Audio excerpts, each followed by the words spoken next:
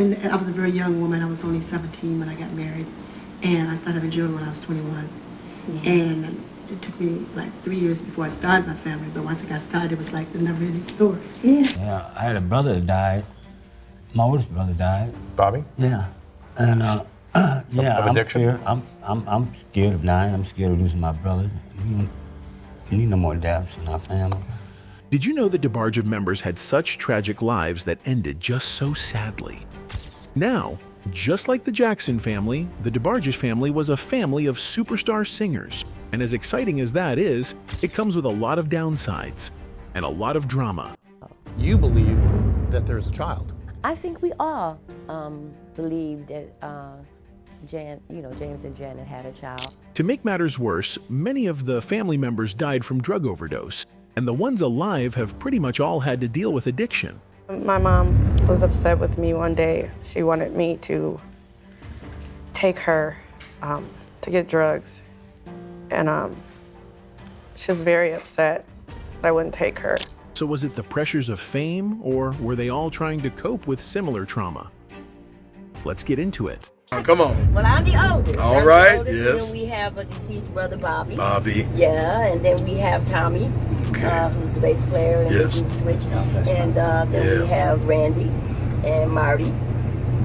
And then that's the first five. Then The Debarge family all started when Robert Louis Debarge Sr. and Ederline Abney got married. Their marriage had a hard start. Society did not like that they were an interracial couple. Robert was white and Ederline was black. Back then, many people did not accept marriages between different races. Because of this, they faced a lot of judgment and unkindness from others. It made their lives very difficult from the beginning. This early pain stayed with them for many years and made everything in their marriage much harder. Ederline said that music was always in her blood. Her father was a choir director and a very good musician. She grew up in a big house full of music and love with 11 brothers and sisters. five. Then the second five, Elle is the oldest of the second five. All It's right. Elle, and then James, and then Jonathan. Yeah. Uh-oh, she let some secrets out there. Jonathan, Chico, and then Heroin. After she got married, she had 10 children of her own. Many of her children later became famous musicians during the 1980s. So all 10 of us, God has blessed with a great gift and gift of singing, and I believe we got that, not just from God, but from our mother. Praise and God. from her family. Yeah. So They got their musical gifts from their grandfather, but their father, Robert Sr., also had a strong effect on their lives, not always in a good way. Ederline met Robert after her father passed away. She was only 17 years old and did not have much experience with boys or relationships. Robert was 21 and serving in the army. I was a very young woman. I was only 17 when I got married, and I started having children when I was 21. Yeah. And it took me like 3 years before I started my family, but once I got started, it was like the never-ending story. Yeah. At first, their love looked strong. They cared about each other, and Ederline thought she had found someone to protect and love her. But Robert had a dark side. He was very jealous and controlling. He did not let Ederline wear makeup, jewelry, or nice clothes because he did not want other men looking at her. They got married quickly, but soon their marriage turned painful. Ederline said that Robert hurt her both with words and with his hands. He made life even harder by making sure she was always pregnant, giving her little time to rest or be happy. The Debarge children grew up with a lot of sadness and fear. They shared terrible stories about their father. Chico Debarge once said in an interview with Vibe magazine that their father sexually abused many of the brothers and sisters. Bobby, one of the oldest, got the worst of it, but all the children suffered in different ways. Bunny Debarge believed that the terrible things they went through as kids caused many of their troubles later in life, both in music and in their personal lives. Robert Sr. always denied hurting anyone, but it was clear that the pain the family carried was very real. Several of the Debarge children said that their father, Robert Debarge Sr., was very abusive. They lived in fear of making a mistake and getting punished. This violence damaged them in ways that lasted their whole lives. It broke their spirits and made them feel worthless. Bobby Debarge, one of the children, carried this pain inside him as he grew up. When the Debarge family moved to Detroit, they hoped for a better life. But life in Detroit was very hard for them. Their new neighborhood was not welcoming. Many people there treated the family badly because of their skin color.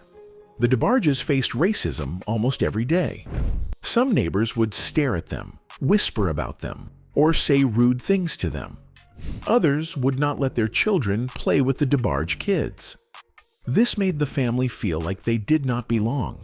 It was very painful for them. Dealing with racism outside their home made life even harder because they already had many problems inside their family. As Bobby got older, he could not escape the memories of his childhood. Even though his parents eventually separated and the family left their father, the scars he left behind stayed with them. Bobby suffered a lot because of what his father did to him. He felt broken inside. The trauma was so deep that he tried to numb the pain by using illegal substances. Bobby later said that his addiction was not because he was famous or rich. Show me what you do for. Bobby's problems with drugs started very early. Some people thought Bobby used drugs because he could not handle fame. But that was not true. Bobby started using illegal drugs when he was only 15 years old. At that young age, he was just a boy trying to deal with a lot of pain. He was not famous yet. His music career had not even started.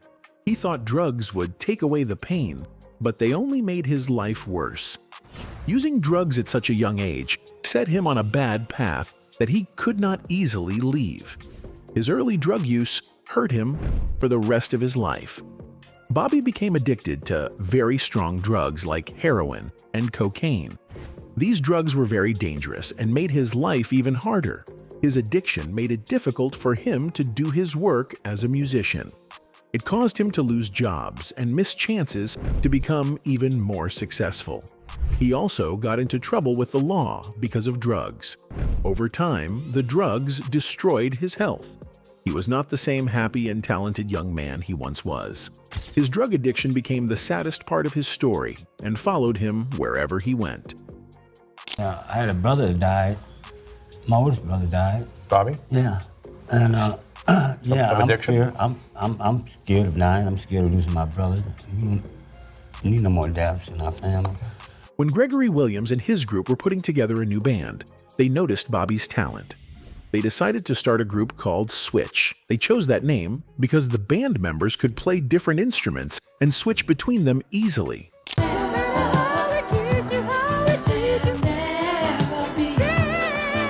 Gregory knew Bobby could be a star, but he also knew Bobby had a drug problem. Gregory gave Bobby one chance.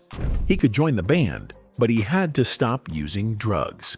Bobby wanted a fresh start, so he agreed to try. For a while, things went well. In 1981, Switch released their fifth album called Switch 5. But sadly, Bobby's drug problems came back. Even though he tried to stay clean, he could not fight his addiction. It caused problems with the other band members, and it became hard for them to work together. Later, Motown Records offered Bobby a solo record deal. He accepted, hoping he could still make his dreams come true. Like Switch is, it derived out of us doing different things instrumentally and musically and vocally, because like we all got different tastes and different styles that we like to do so. Bobby's story became even sadder when more details came out. Reports said that Bobby and Chico had planned to smuggle a large amount of cocaine. They had over 2 pounds of cocaine with them when they were caught. They thought they could hide it and transport it across states without getting caught. But the police were watching, and they acted fast. At the Detroit airport, police found the drugs during a check. Chico and another person were caught red-handed. It was clear that they were involved in something very serious. This arrest crushed any small hope Bobby had left for his music career. Chico, no producing on this album this time. You didn't want to get your hands dirty or what? I just wanted to concentrate on performing, entertaining it and not wearing too many hats. and another person were caught at the airport in Detroit. They had large packages of cocaine with them. The police found the drugs during a security check. After the arrest, the group had to go to court. It was a sad and stressful time for Bobby and Chico. The court found them guilty of drug trafficking. Bobby was sentenced to 5 years in prison. Chico was sentenced to 6 years. This was not a small punishment. It was a huge blow to Bobby's life and career. He went from being a music star to being an inmate in prison. It marked one of the lowest points in his life. While Bobby was in prison, his problems only got worse. He received some very sad news about his health. Life was already very hard for him, but this news made it even more painful. His drug use had not only ruined his career and freedom, but it had also destroyed his future. Bobby's dreams of being a famous singer were shattered. Many people who once looked up to him now turned away. The bright future he once had was now gone, replaced by sadness and regret. Going to prison was a very hard experience for Bobby. In prison, he had a lot of time to think about his life and the choices he made. He realized that he had made terrible mistakes. He wished he could change the past, but it was too late. The damage was already done.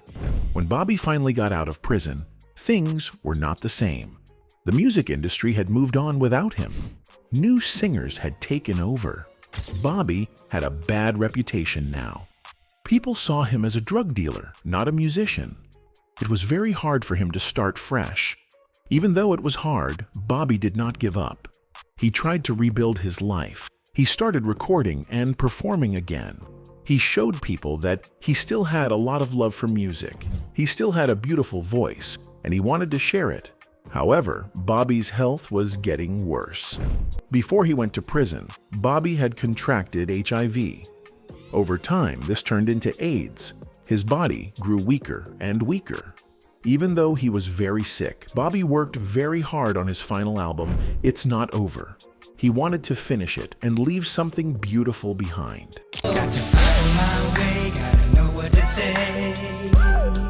Sadly, Bobby passed away before he could see the album released. His family and friends helped release the album after his death. It's Not Over became a success. Many people listened to it and felt his pain and hope through the music. Even though Bobby made many mistakes, his talent and heart still touched people. His story is a sad reminder that even great talent can be lost when bad choices take over.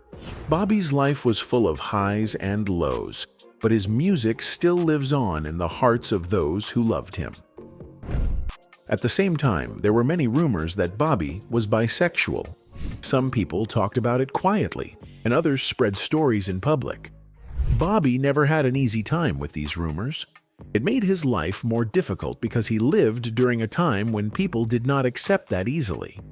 Bobby tried to keep his personal life private, but the stories followed him everywhere.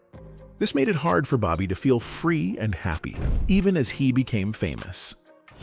James Debarge, too, had a big problem with drugs for many years. His drug use made his life very hard. It caused problems in his personal life, with his family, and with his career. James was very talented, but drugs kept pulling him down. He could not stay focused on his music or his relationships. His drug problems made it very hard for people to trust him. Even when he tried to get better, he often fell back into old habits. This made his life very unstable. People close to him said it was very sad to watch because James had so much potential, but he just could not stay away from drugs. In 1984, James Debarge secretly married Janet Jackson.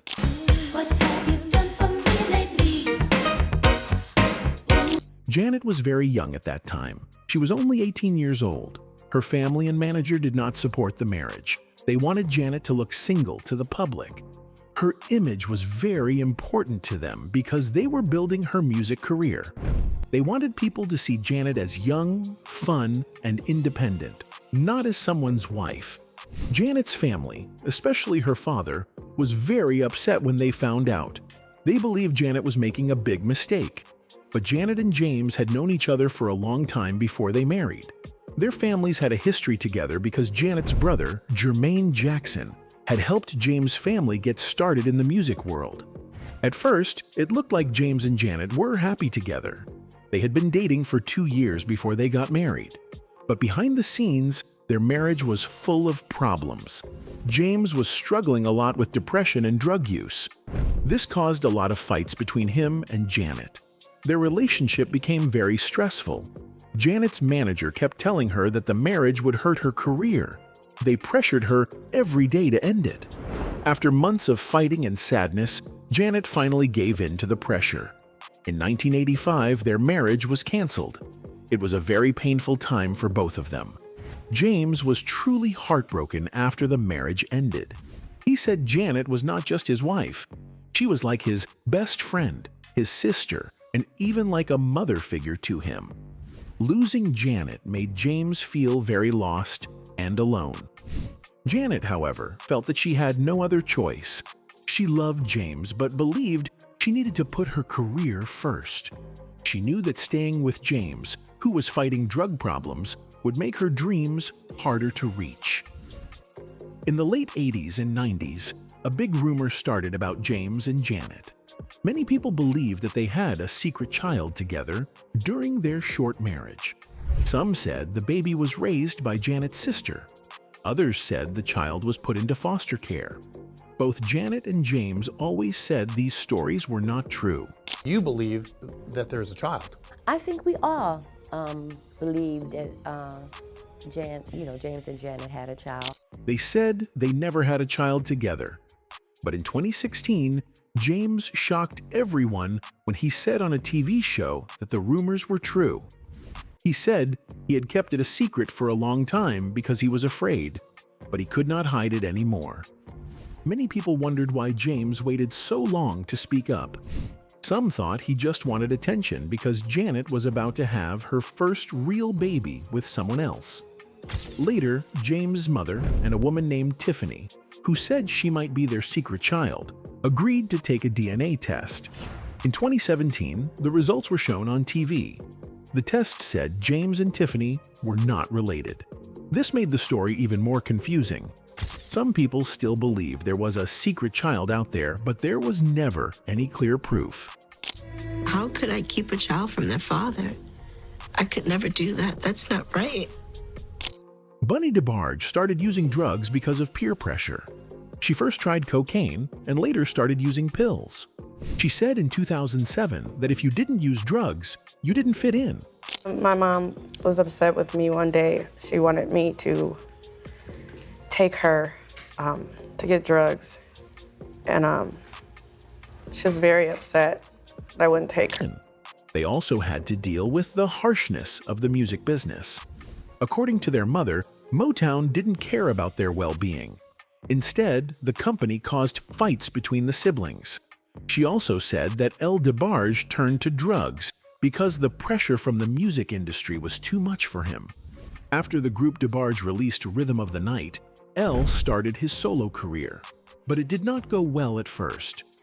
Even though he was known as the creative force in Debarge, he did not write or produce anything for his first solo album, Debarge.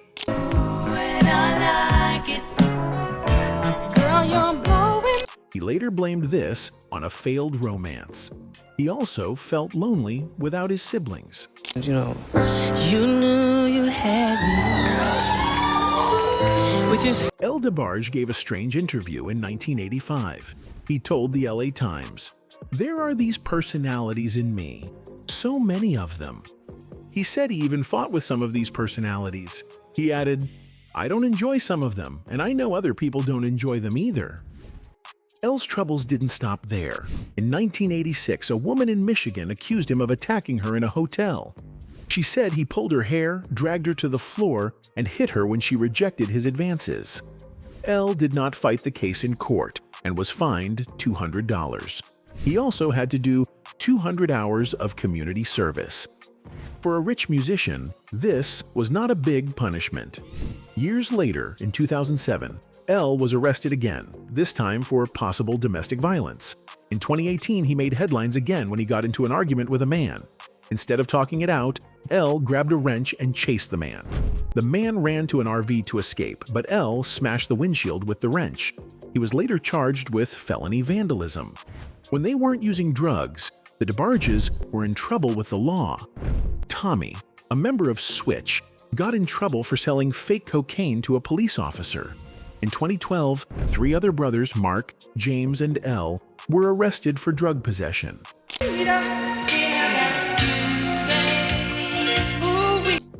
Elle Debarge's family went through many hard times. Some problems came from the fast and wild way they lived. Their fast life caused many health problems. For example, Elle's brother Tommy, who was in the funk music group called Switch, got very sick.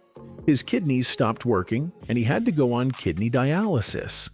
That means he had to go to the hospital often to clean his blood. Another brother, Mark, who was in the Debarge group, had trouble walking because of health problems. He often needed help getting around.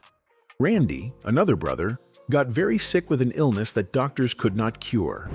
Sadly, their brother Bobby died from AIDS, a very serious sickness that has no cure. Their sister Bunny also had a hard life. She fought with drug problems for many years. She also got breast cancer. Bunny fought very hard and beat cancer, but she could not stop her drug problems. Even after getting better from cancer, the struggle with drugs stayed with her. Elle Debarge himself also had a lot of problems. He had 12 children with different women. Elle said many times that his kids gave him hope when things got very bad. They made him want to keep going. But Elle was not always there for his children. Sometimes when they needed him, he was not around. His life was full of mistakes. He missed a lot of chances to be a better father and a better man. Even with all these problems, Elle never gave up completely. He always tried to move forward, even when life got very hard. In 2010, Elle met one of his daughters, Kendall, for the first time in 15 years.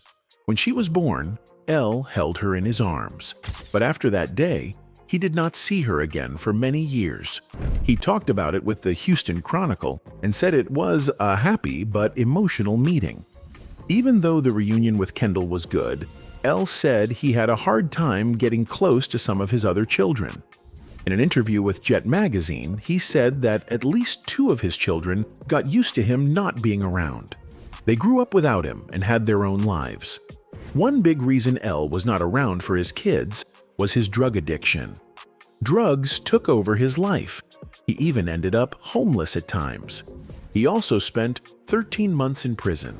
In 2010, he said he could not even find his 3-year-old daughter because he had lost her to the system when he was using drugs. Even with these problems, 2010 was also a good year for Elle.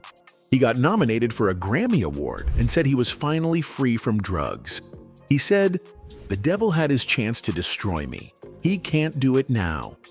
In 2011, he went into rehab to get better. But in 2012, he got arrested again for trying to sell drugs. Even with all his ups and downs, Elle told his fans to learn from my mistakes. The Debarge family also made history with their music. Their dreams started in the 1970s when the siblings from the Debarge family began singing together in Detroit, Michigan. In 1979, 3 brothers, Randy, Mark, and Elle, formed a band called Smash. They released music in the United States and Canada, and later, even in Germany. A kind man named Bernd Lichters, who lived in California, helped them by buying their instruments. The Debarge brothers also got a lot of help from the famous Motown band Switch, which had their older brothers, Tommy and Bobby, and their friend, Gregory Williams. By 1980, they made the group official and called themselves the Debarges. Their sister Bunny joined them, and they were ready to work hard and become stars. That year, Elle got a special chance to sing live for Berry Gordy, the boss of Motown Records. Berry liked Elle's voice very much and signed the group to the label. The family worked hard for a year, singing background vocals, playing instruments, and writing songs for the Switch albums. Bobby and Tommy left Switch and joined the Debarge group full-time. They helped the group make their first album. Even though they worked very hard, their first album was not a big success. Their first song, What's Your Name, did not become popular on the music charts. Even though they failed at first, the Debarge family did not give up. They kept working hard toward their dream,